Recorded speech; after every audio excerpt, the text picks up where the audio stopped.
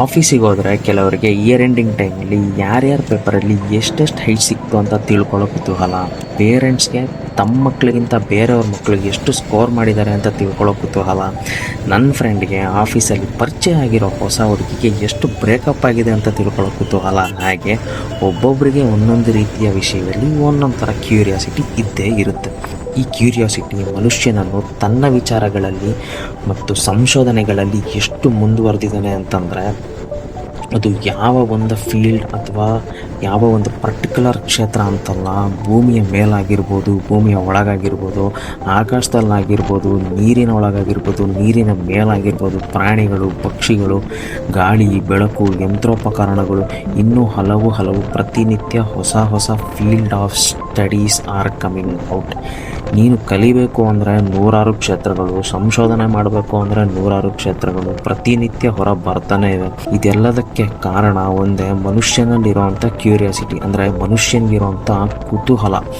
S, ಹೌದು ಗುರು, ಇವತ್ತಿನ ದಿನ ಮನುಷ್ಯನ ಸಾಧನೆ ಎಷ್ಟು ಇದೆ ಅಂತಂದರೆ, ಬ್ಯಾಕ್ ಇನ್ 90s ನಾವು ಜಸ್ಟ್ ಒಂದು ಫೋಟೋ ತೆಗಿಲಿಕ್ಕೆ ದೊಡ್ಡ ಎಕ್ವಿಪ್ಮೆಂಟ್ಸ್ ಮತ್ತು ಲೆನ್ಸಸ್ನ ಸಹಾಯ ಬೇಕಿತ್ತು. ತೆಗೆದಿರೋ ಫೋಟೋಸ್ನ ಸ್ಟೋರ್ ಮಾಡಬೇಕು ಅಂತಂದರೆ ದೊಡ್ಡ ಆಲ್ಬಮ್ಸ್ ಬೇಕಿತ್ತು, ಅಥವಾ ದೊಡ್ಡ ರೀಲ್ಗಳೇ ಬೇಕಿತ್ತು. ಈಗ ಜಸ್ಟ್ ಒಂದು ಮೊಬೈಲ್ ಫೋನ್ ಇದ್ದರೆ ಸಾಕು.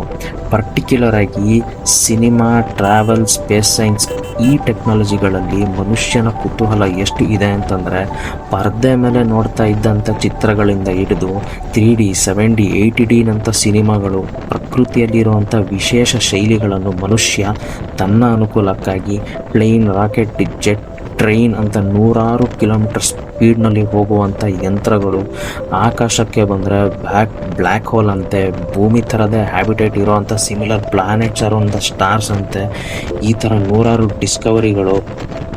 ಈ ಎಲ್ಲ ಡಿಸ್ಕವರಿಗಳಿಗೆ ಕಾರಣ ಮನುಷ್ಯನಲ್ಲಿರುವಂತಹ ಕುತೂಹಲ ಒಂದೇ.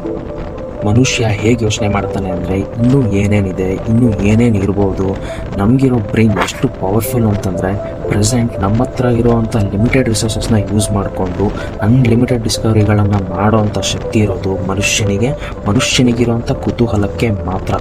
ಗುರು, ನಿಮಗೂ ಯಾವುದಾದ್ರೂ ಒಂದು ಪರ್ಟಿಕ್ಯುಲರ್ ವಿಷಯಕ್ಕೆ, ಯಾವುದಾದ್ರೂ ಒಂದು ಪರ್ಟಿಕ್ಯುಲರ್ ಟಾಪಿಕ್ಕು ಸಖತ್ ಕ್ಯೂರಿಯಸ್ ಅನಿಸಿರುತ್ತೆ.